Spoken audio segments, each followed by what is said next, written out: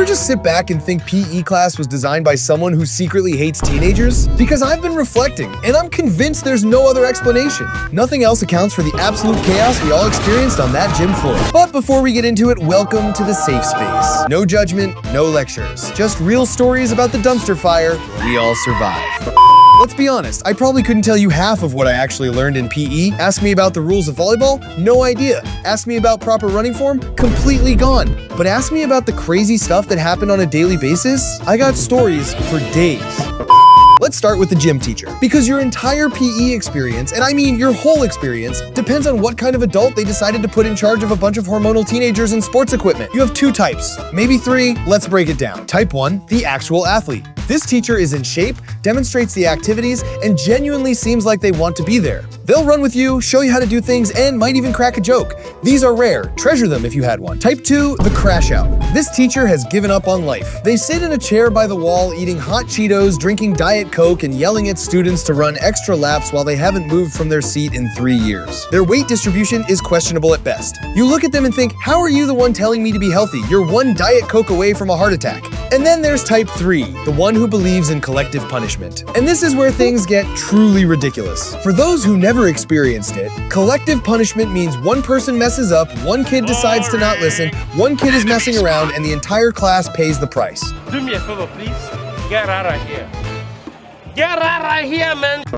The whole class runs extra laps. The whole class does push-ups. The whole class suffers because of one person's actions. I remember this one day, we're doing the mile run. It's afternoon, the sun is beaming down, the track feels like molten lava. Me and my friend are taking it slow because we're not trying to die of heat stroke before graduation. Everything's going fine, we're on our final lap, and then I hear my teacher's voice from across the field. If y'all don't get up from that bench and start running, I'm making everyone do 2 extra laps. What? What are you talking about? 2 kids are sitting on a bench, 2 kids out of 30. And now the entire class has to suffer because Tweedledee and Tweedledum decided they were too good for cardio? There's no logic to this. None. It's not discipline, it's not teaching responsibility, it's just a power trip. And you can't say anything because if you open your mouth, you're running 4 extra laps. Let me give you a quick check-in. How traumatized was your PE experience? Answer in your head. Your teacher made you run because of someone else? 2 points. Your teacher had the Fitnessgram playlist saved on their phone? 3 points. You've ever faked an injury to get out of dodgeball? 4 points. You've been hit in the face with a ball and the teacher didn't even look up from their chair? 10 points. You've seen someone throw up during the pacer test? Automatic win.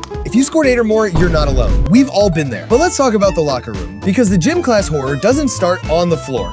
It starts in the locker room, specifically the smell. The first time I realized that some people either don't shower or have genuinely awful hygiene was in that locker room. I'm just walking to my locker, minding my own business, and this kid walks past me. And the second my nostrils caught a whiff, I dropped. My eyes started watering. I couldn't breathe. I was on my knees, clutching my nose, trying not to pass out. To this day, I haven't smelled anything worse. And I've been to some questionable places. I don't know what that kid's deal was. Maybe his shower was broken. Maybe he was saving water. Maybe he just didn't care. But whatever it was, that smell lives in my head rent-free. Now let's talk about team sports. Because when team sports work, they're actually fun. Everyone's playing at a normal level. Nobody's taking it too seriously. You get some exercise, you laugh, you move on. But then there are the psychos. The ones who treat dodgeball like it's Game 7 of the NBA Finals. The ones who are trying to take your head off with a rubber ball like they're training for the major leagues. You're just trying to survive, and they're out there playing like their family's life depends on winning. I remember this one dodgeball game. Our team leader, I'm not even kidding, pulled out a pen and paper from his backpack in the middle of the gym. He went to center court and started drawing diagrams,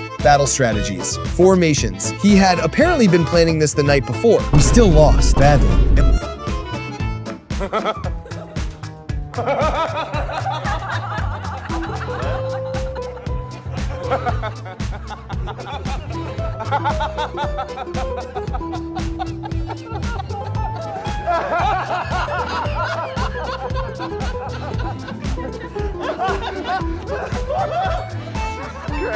Great.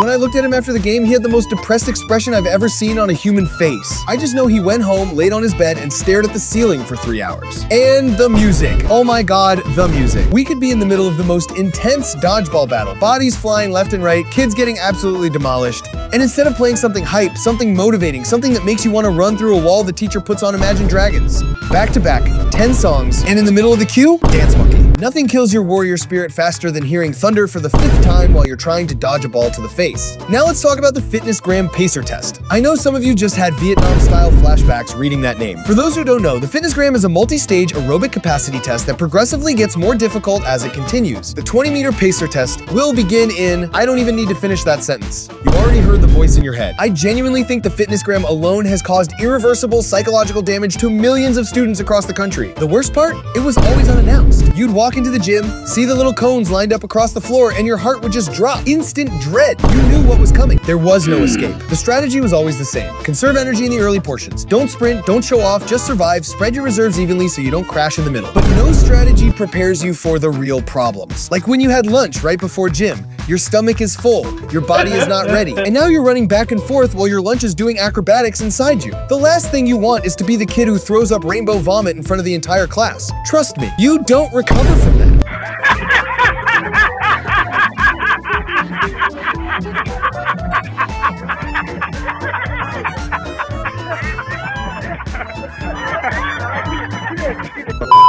I've seen kids fake every injury imaginable to get out of the pacer test, limping, claiming they threw their back out, suddenly remembering a doctor's appointment they forgot about for 3 weeks. One kid pretended to have a seizure, a full seizure, just to avoid running. And the funny thing, the teacher didn't even care. They just marked them as excused and moved on. Now let's talk about assigned partners, because there's nothing worse than getting stuck with someone who either sucks at sports or just doesn't want to be there. I remember one time I got paired with this girl for a basketball activity. All we had to do was make 3 free throws. That's it, 3 shots. And to make it easier, if you couldn't make it from the free throw line, you could move up. Right next to the hoop, practically under the rim, this girl was about 5'11". She could have touched the rim if she jumped. And she still couldn't make a shot, not one, for 25 minutes. I watched her miss more shots than I've ever seen anyone miss in my entire life. I started mentally writing my will. I was calculating how much of my life I was losing standing there watching her brick shot after shot. Finally, she made 3. We passed. I walked away a changed person. Not better, just changed. Stop it. Get some help. And the one saving grace of PE? Free days, study hall in the gym, no activities. Just sitting on the floor, talking to your friends, doing homework, maybe getting hit in the head by a stray ball every now and then. Those days were the best. Low-key helped me do better on quizzes because I actually had time to study without someone yelling at me to run more laps. But overall, gym class is an extremely painful, torturous experience that I wouldn't wish on my worst enemy.